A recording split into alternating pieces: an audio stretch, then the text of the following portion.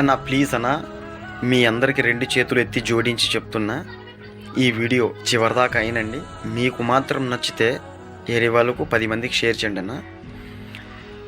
ఇప్పుడు ప్రజెంట్ మాట్లాడుకునేది ఏంటంటే, ఈ సంవత్సరము రైతులు వేసిన పంట అవేంటంటే పత్తి, సద్దలు, కొర్రలు, కంది, వడ్లు, ఇంకా వగైరా వగైరా పంటలు వేసినారు.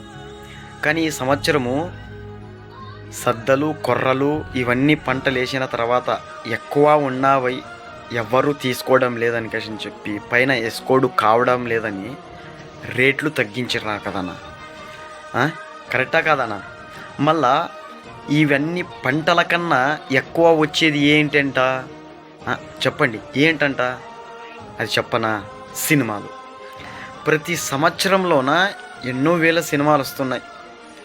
కానీ ఈ సినిమాలకు రేట్లు తగ్గిస్తున్నారా? లేదు కదన్నా. ఇంకా పెంచే దాంట్లోనే ఉన్నది, కానీ రేట్లు తగ్గడం ఉందా?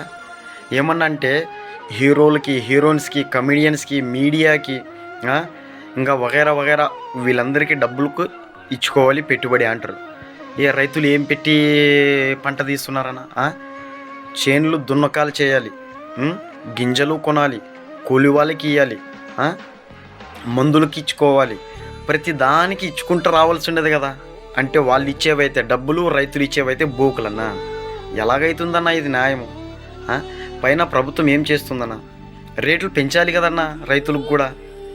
సినిమా వాళ్ళకైతే రేట్లు పెంచుతారు, కానీ రైతులు మాత్రకైతే రేట్లు పెంచరు. వాళ్ళకు ఒక న్యాయము, రైతులకు ఒక న్యాయం అన్నా. ఉంటా అన్నా. ఎంత గొప్పోళ్ళరా మీరు.